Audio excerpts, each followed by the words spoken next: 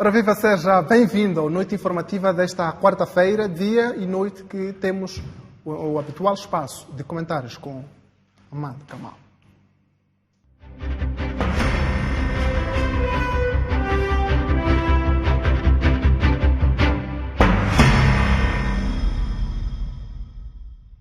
Ora bem, Amado Kamal, bem-vindo ao Noite Informativa. Antes de irmos ao nosso tema de fundo para hoje, vamos olhar para a situação da greve dos médicos. Não é de hoje, já há muito tempo que estamos aqui a falar desta questão. Para já, parabéns pelos 10 programas que fazemos hoje.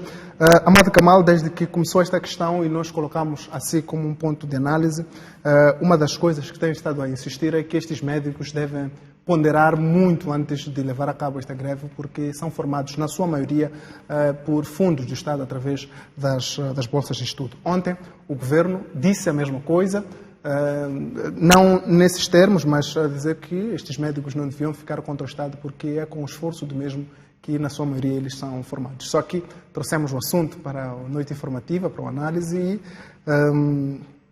um dos nossos comentadores, Borges Nyamir, não concordou consigo e disse que isso é de uma ignorância e ou manipulação. Queria a sua resposta, o seu pensamento à volta desta argumentação do Governo. Era nestes termos que Amado Kamal estava a defender? Boa noite, Chave, boa noite, STV, boa noite, Borges Nyamir. Primeiro para dizer que agradeço-lhe o elogio ou a crítica, porém eu estou aqui para partilhar o meu conhecimento através das perguntas que me fazem e não tenho a pretensão de saber tudo, não sou sabichão e muito menos agradar a gregos e a troianos. Portanto, fique à vontade, faça a sua crítica da crítica, que eu estou à vontade e agradeço. Volto ainda a tua questão. Bom, está claro que os médicos ultrapassaram o limite de bom senso de uma greve. E eu disse aqui, e não me vou prolongar muito sobre esta matéria, que a greve é um direito constitucional e o direito ao despedimento é um direito constitucional também. Não há contratos irrevogáveis e, daquilo que eu sei de um estagiário, é alguém que está em regime probatório, portanto ainda não tem um contrato definitivo, não tem uma contratação. Portanto, quando se está à experiência, deve-se ser o melhor possível e desagradar o menos possível o contratante. Portanto, não me parece prudente, por mais argumentos que nós tenhamos, que um estagiário em um regime probatório entre em confrontação com a entidade que ele diz que quer trabalhar para. As críticas sobre o estado da greve e as consequências são para os dois lados, continuo dividido. O Governo é quem tem o poder, o Governo faz a gestão do Estado. Ontem ouvi aqui algumas noções de Estado, pronto, são as que são. Eu acho que o Estado é um conjunto de instituições que são governadas por uma instituição, no nosso caso, nomeadas por quem ganhou as eleições e que tem a função de regular o funcionamento dos serviços essenciais para benefício e bem-estar da população. Portanto, o Estado não é população, o Estado não é família, o Estado não são as empresas, o Estado é um conjunto de instituições com base na lei soberana, Constituição.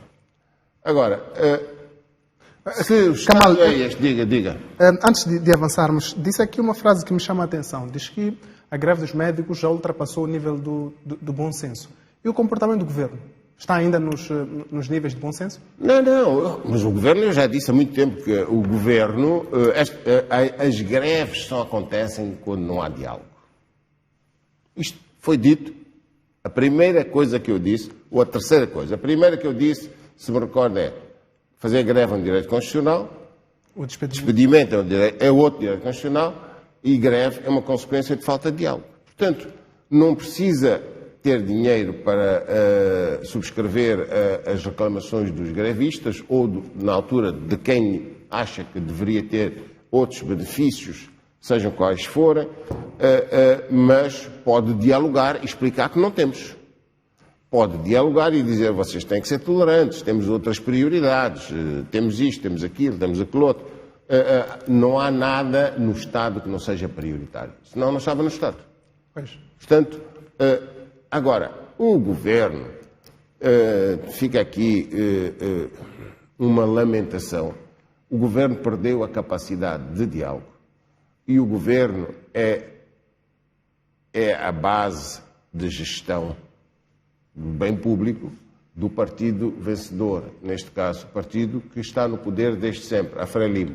E a Frelimo não tem perdeu a capacidade de mobilização. Quando se perde a capacidade de diálogo, perde-se a capacidade de mobilização. E é isto que está a acontecer. Não consegue dialogar com os seus próprios filhos. Pois. Isto é grave. É a ponta do iceberg, na minha opinião. Pois. Porque se os médicos são supostos ser os indivíduos melhor formados nas academias, é o curso mais longo de licenciatura e o de grande responsabilidade e respeito da sociedade. Se entramos nesta marginalização, então significa que podemos ter outros problemas. Pois, Amado Kamal, temos a questão da greve ser um direito constitucional, como o Kamal defende e está escrito, e também o despedimento, um direito, sobretudo este despedimento do tipo dispensar alguém por não estar a corresponder às expectativas. O Estatuto Geral dos Funcionários e Agentes do Estado abre espaço para isto. Diz que aquele que dentro de um ano, tanto o patronato, assim como o funcionário, podem denunciar o contrato sem que isto tenha implicações legais. Mas podemos tomar a Kamal como exemplo a convergência dos três pilares de um Estado. Diz-se que quando na convergência destes três pilares, uma das entidades, seja o legislativo, o executivo ou então o judicial, tomar o seu poder ao extremo, aí o Estado pode não funcionar devidamente. A estas alturas, quando o Governo toma a extremidade de dizer, olha, vocês estão em greve, nós não estamos a gostar e vamos dispensá-los, isto não é ir ao extremo demais? Vamos lá ver. Eu não percebo porque é que é ir ao extremo. Se os médicos usaram o seu direito constitucional de fazer a greve, a entidade patronal pode usar o direito constitucional de rescindir o contrato. Não é ao extremo. É um direito. Os direitos não são extremos. O ideal seria que quem tem a responsabilidade política, social e administrativa de gerir o bem público fosse mais dialogante. Eu diria mais humilde. Eu diria que para nos respeitarem, temos que respeitar os outros. Portanto, tem que haver aqui, não pode ser eu quero, eu posso, eu mando. Portanto, tem que haver aqui alguma flexibilidade. Eu consultei alguns médicos, dos líderes, e percebi que eles estão disponíveis, antes de anunciar a segunda fase da greve, que estavam disponíveis para o diálogo. E devo dizer que tentei contactar possíveis mediadores e foi muito difícil. Se eu posso dizer aqui, quem iniciou o processo, teve colaborativo, foi o Dr. Leonardo Simão, ex-ministro da Saúde, que está no Senegal e está a tentar encontrar uma plataforma para ajudar. Eu julgo que não seria necessário. Eu sei que houve outras entidades oficiais do Estado que fizeram a mesma coisa. Eu sei que houve entidades do partido que fizeram a mesma coisa. Estão à procura do partido qual? Partido Frelimo. Pois. Que dialogaram com o... Quando eu disser partido, para mim é sempre Frelimo. É sempre bom dizermos... Mas eu estou a dizer já qual é a minha referência. Pois. Portanto,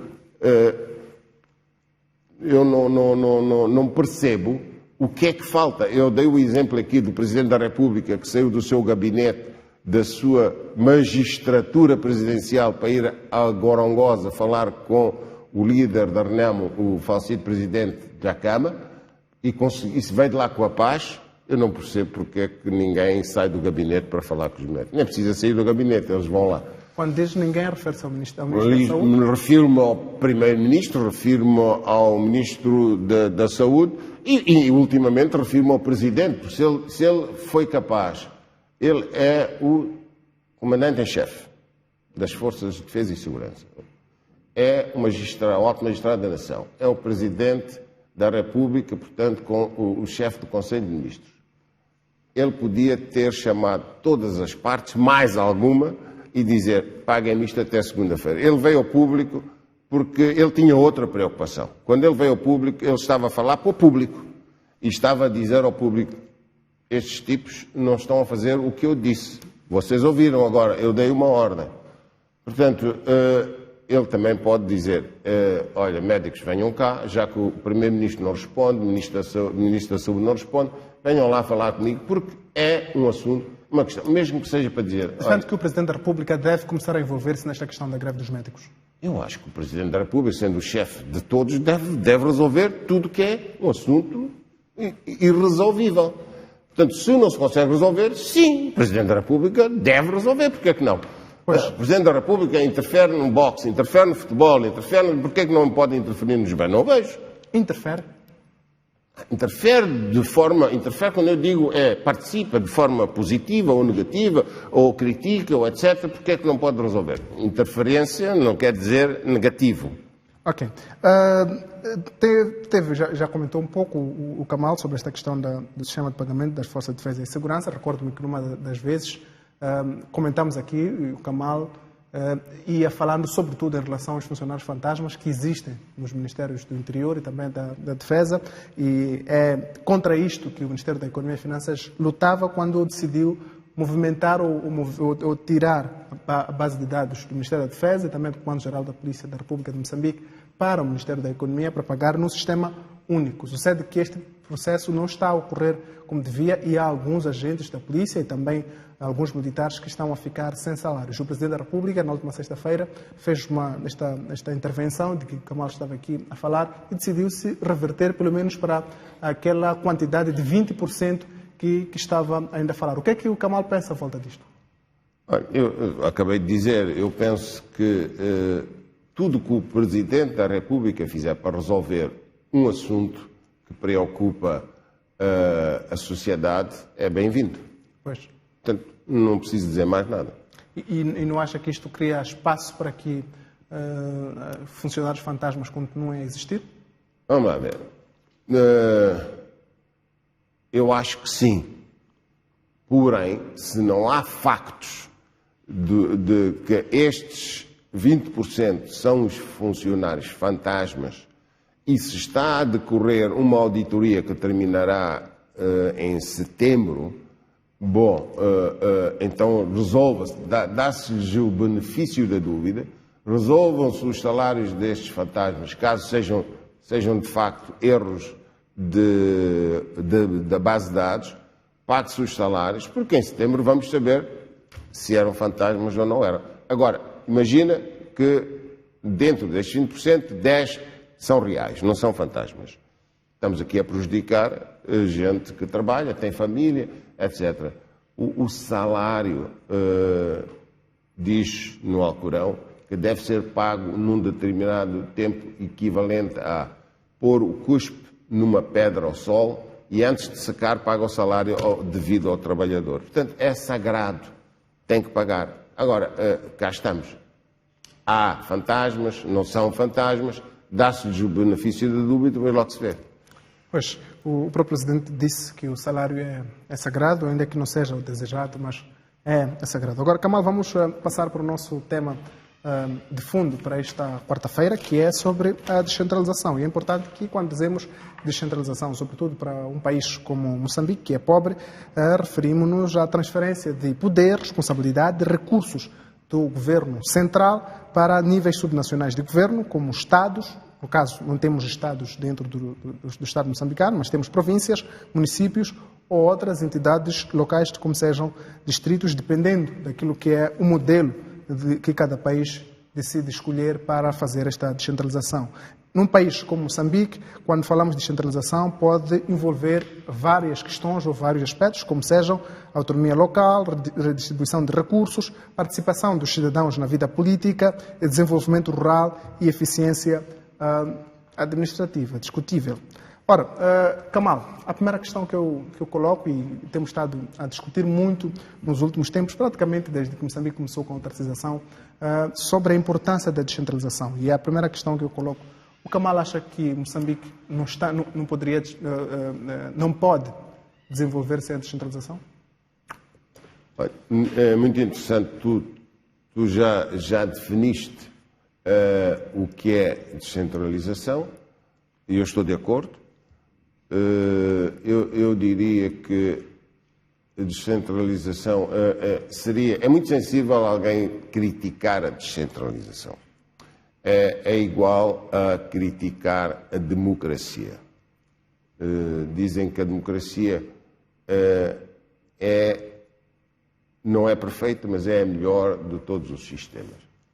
Não sei. Será? Qual democracia? O problema é que há aqui várias democracias. Porém, no que diz respeito à descentralização, o que é que nós fazemos quando descentralizamos? Bom, nós pegamos num poder concentrado que está organizado, disciplinado e cumpre as regras de prestação de contas, portanto, o check and balance, e depois distribuímos pelos imediatos decisores ou executores. E eu pergunto, nós temos uma governação e uma administração pública organizada, com qualidade para depois distribuirmos, significa multiplicar? Tenho dúvidas. Porém, Moçambique não está a passar um processo novo de descentralização. Eu quero recordar... Kamal, antes de recordarmos, na sua primeira intervenção eu tive uma impressão de alguma mensagem que está implícita, e eu gostava que ficasse explícita. Disse que descentralizar, na sua opinião, é pegar um governo que cumpre com todas as medidas, sobretudo de equilíbrio, e distribuir para baixo. Este distribuir para baixo significa replicar aquilo que existe no Governo Central? Absolutamente.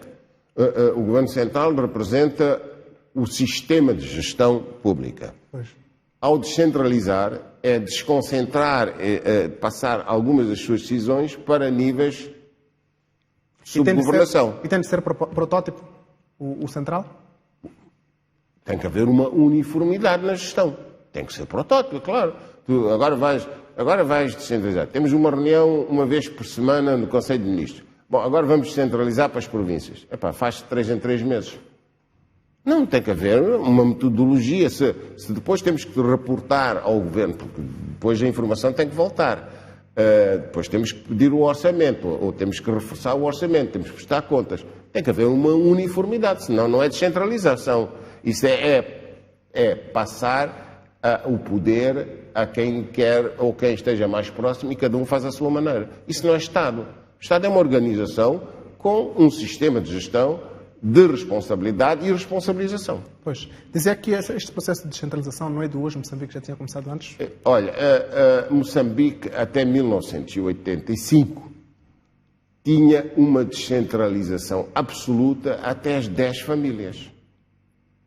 Portanto, havia um responsável político-administrativo até as 10 famílias. E isto é descentralização absoluta. E vais-me dizer, mas isso funcionava? Bom, na Suécia funciona porque eles têm uma coisa parecida. Na Itália eles têm as comunas, que são equivalentes aos municípios, E depois tem as frações, que é as frações que são equivalentes aos quarteirões ou bairros. A China tem a organização até 300 famílias. Cuba, China tem o segundo maior PIB do mundo. E é o país que cresce mais nos últimos 20 anos. Tem a maior liquidez do mundo. Os Estados Unidos ainda têm uma diferença de 10% sobre o PIB chinês, mas os Estados Unidos têm a maior dívida, uma das maiores do mundo, e a China não tem liquidez. Portanto, é preciso pôr isto na balança. Cuba tem um PIB, tem 11 milhões de habitantes, tem um PIB de 100 bilhões de dólares e tem uma descentralização até 10 famílias, que eles chamam o presidente da CDR, o presidente do Comitê de Defesa da Revolução. Portanto, não é o sistema político e administrativo liberal ou neoliberal ou socialista que define. O que tem aqui a ver é quais são as vantagens de termos tido a descentralização até 10 famílias. É que em 78 a OMS, já disse isto aqui, considerou o Sistema Nacional de Saúde de Moçambique o exemplo para a África. Conseguimos vacinar até 98% da população. E porquê? Porque o chefe das 10 famílias ia a casa, senhor Amado Kamal, as crianças já foram vacinadas e, olha, não foram, nós vão amanhã e tal. E depois eu ficava com receio que na reunião do grupo dinamizador me dizer, olha, ainda não temos as crianças do senhor, da família X, da família Y, etc. Então nós colaborávamos. Mas isto funcionava, eram vasos comunicantes, das duas maneiras. Pois. Nós também criticávamos o sistema governativo através destes canais. Através destes canais. E funcionava. Pois. E o partido... Mas isto não garantia a distribuição, por exemplo, do poder, por exemplo. Porque, apesar de ter toda esta estrutura, que mais me parece uma estrutura de comunicação do que necessariamente de descentralização, não existia a possibilidade de indivíduos com ideias diferentes em termos políticos interferirem ou entrarem dentro desta estrutura que partia, de facto, do chefe de 10 casas até o Presidente da República. Não, estás enganado. Existia. Eu já era empresário nessa altura. Tinha 19 anos, 20 anos, mas já era empresário. E eu nunca fui comunista. Eu nunca fui comunista. Eu nem sei se eu tenho algum alinhamento, não me identifico com essa história de socialismo democrata, centralizado, democrata cristão. Eu sou pela justiça social. Esta é a minha filosofia política. E eu fui muito crítico e fui parar muitas vezes a reuniões do Ministério do Trabalho, na sede do partido, etc., porque as decisões políticas interferiam na minha empresa. E eu não aceitava. E tivemos... E as suas críticas tinham espaço para... Tinham.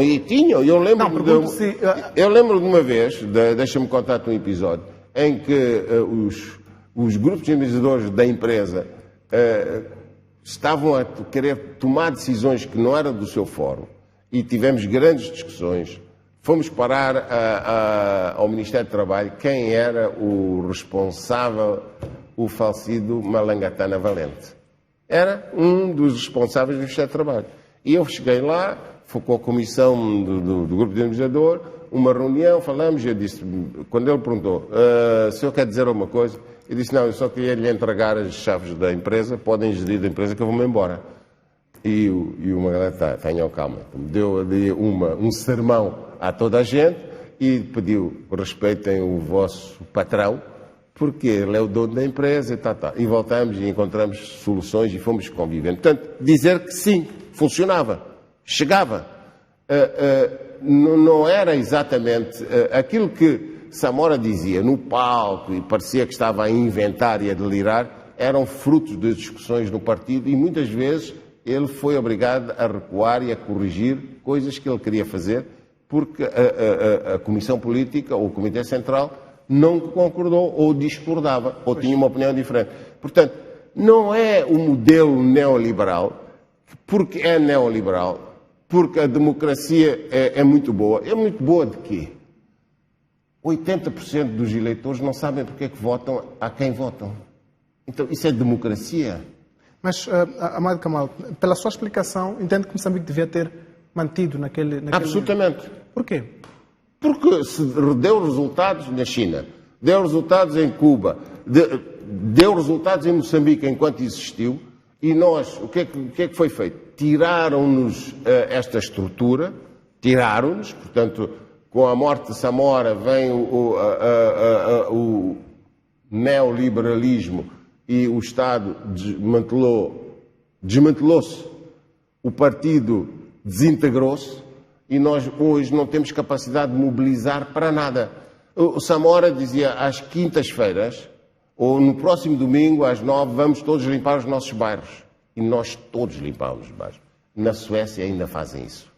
Hoje, Suécia ainda fazem isso. Mas, Kamal, se tivéssemos mantido este sistema de descentralização, em que continuam a achar que é mais um sistema eficaz ou não de comunicação do que necessariamente de descentralização? De mobilização. Pois. Como é que teríamos a intervenção de diferentes partidos? Porque o episódio que o Kamal contou, na verdade, foi mais uma defesa de interesses próprios do que interesses dos outros. E, em teoria, os partidos políticos surgem porque pensam que uma determinada região, um determinado assunto deveria ser tratado de uma forma diferente do que aquilo que está a ser feito na atualidade. Como é que se encaixariam nesse modelo os partidos para que implementassem também as suas ideias que pudessem ser diferentes da ideia do partido? A ideia, como é que os partidos políticos gerem os chefes de posto da localidade? É uma instituição governamental. Como é que se gera? Como é que a Suécia gera estes grupos de bairro? Como é que os italianos gerem a frazione? É uma subdivisão da comuna. Portanto, da mesma forma, só que em vez de pararmos onde estamos, íamos às 10 famílias. Hoje não teríamos as dificuldades que temos de passar a mensagem e de receber a mensagem. Nós estamos um país desconectado, não conseguimos comunicar com as bases. Kamal, ainda não ficou claro para mim qual foi o problema que Moçambique cometeu ao assumir, por exemplo, a autarquização deste Estado. Eu não estou a dizer que cometeu algum problema. Eu não critiquei a autarquização. Mas disse que devíamos ter mantido como estávamos. Não. Afonso Chafo, vamos lá com calma. Vamos lá pôr os pontos nos is. Eu não falei da autarquização. Eu falei de 10 famílias. Eu disse que Moçambique foi um dos países mais descentralizados. E para mim, descentralizar não tem nada a ver com a descentralização neoliberal que nós estamos a querer fazer. Hoje nós tivemos que fazer uma revisão da Constituição porque tínhamos feito uma anterior a fazer eleições distritais. Eu pergunto, as eleições provinciais estão a resolver alguma coisa? Não. Pelo contrário, pioraram, porque agora temos um representante do Estado e há ali, e não são de partidos diferentes, e há ali uma confusão de competências que não ajuda a ninguém. Imagina se fossem de partidos diferentes. Melhorou a eficiência nas províncias, a eleição do governador da província? Não. Temos quantas autarquias? 64? Temos 53 em exercício. Vamos ter e teremos 64. 65. Ou 65. Eu pergunto, quantas podemos dizer que são uma referência? 10%. 10% das que existem é que são uma referência, são bem governadas. O resto é problemático. Então, eu não avalio pelo modelo filosófico-político, eu avalio pelos resultados. Pois. E diz-me, os resultados são bons, eu digo, vamos para as autarquias. É preciso os resultados da governação, das assembleias provinciais, governadores provinciais, é bom, então vamos para os distritos. Não tenho nenhum problema nisso. Pois. Não tenho preferência em nenhum modelo. Agora, disse-te o modelo que funcionou aqui. Pois. Kamal, já temos pouco tempo no nosso espaço, mas a pergunta que eu gostava que respondesse até com alguma clareza é sobre o seu pensamento, se a descentralização feita nos moldes em que explicou aqui, que já foi implementado no passado, nos moldes que se pretende agora, ou outros moldes como federalismo, confederalismo e outros modelos que existem a nível mundial, pode ser uma resposta à questão do desenvolvimento ou subdesenvolvimento? Não, tem nada a ver. Nenhum modelo político é uma solução ao desenvolvimento. E porquê? Eu digo, Estados Unidos é um país federado. A China é um país federado. Tem o mesmo nível... Formalmente a China não é um país federado. A China é um país federado. Eu vou lá, vim de lá há 15 dias. China é um país federado. Tem governadores, tem um comitê provincial, tem tudo. E até as localidades. E há eleições internas. Agora, para ti o federado tem que ser como os americanos querem? É isso que é federado ou é a democracia? Mas o federalismo pressupõe que os governadores tenham alguma autonomia, sobretudo em relação que possam, por exemplo, legislar. Na China podem? Na China, eles, já te disse, têm uma Assembleia Provincial. Pois. Eles, se tu reparares, há muitos carros parecidos na China. E porquê? Porque as fábricas concorrem com cada Estado e ele põe condições de dizer se queres vender autocarros para o meu Estado tens que pôr aqui uma linha de montagem. Eles concorrem na contribuição fiscal, no desenvolvimento, concorrem em tudo. Mas há um poder central, não tenhamos dúvidas, que é exercido pelo Partido Comunista Chinês. Pois. Que tem o seu órgão mais alto, o Comitê Central. Pois. Porém, a China dá cartas ao resto do mundo capitalista. Diz que é comunista. Eu acho que, é um comunismo moderno. Eu não me importava de viver nesse comunismo da China, porque tem um comunismo para os que podem menos e tem um supercapitalismo para os que podem mais. Agora, os Estados Unidos, com o seu federalismo, é melhor que a China? Não. A União Europeia é uma confederação? É melhor que a China? Não. Portanto, não existe uma correlação? Não existe nem a democracia, nem a hipotética liberdade que levaram para o Iraque, desenvolver o Iraque, a Líbia, a Síria ou o Afeganistão. E não desenvolveu Moçambique também. Pois, muito rapidamente, Kamal, quais são os grandes riscos que um país como Moçambique correria ao abraçar sistemas de descentralização mais fortes em que se possa, no meio do processo, tanto do Estado central até o mais baixo, encaixar outras ideias, outros partidos? Olha, o António Sousa, um cientista social português, diz que não existe nenhuma confrontação entre a centralização e a descentralização. Tem a ver com o contexto. Eles podem coabitar. Eu estou de acordo. Onde é possível descentralizar, só ficamos a ganhar, porque multiplicamos talentos, retemos talentos na província, criamos maior desenvolvimento. Temos o caso de Chimoio, temos o caso de Vilanculos, a Beira também não está mal. Portanto, há bons casos, há bons exemplos, mas há outros que são um desastre. Quer da Renamo, quer da Frelimo, não estou aqui a escolher autarquias. Porém, essas que são boas, acho que foi uma boa decisão. As que são mais são um desastre, a população está a sofrer. Portanto, é por aqui, quais são os objetivos atingidos? É isto que nós precisamos saber. O país tem que andar por objetivos, não é por filosofias políticas. Pois, Amado Kamal, muito obrigado pela sua participação na Noite Informativa de hoje. Vemo-nos na próxima quarta-feira, quando estivermos a fazer o 11º programa. Muito obrigado, um abraço. Pois, foi este o espaço feito hoje, 16 de agosto de 2023, com Amado Kamal.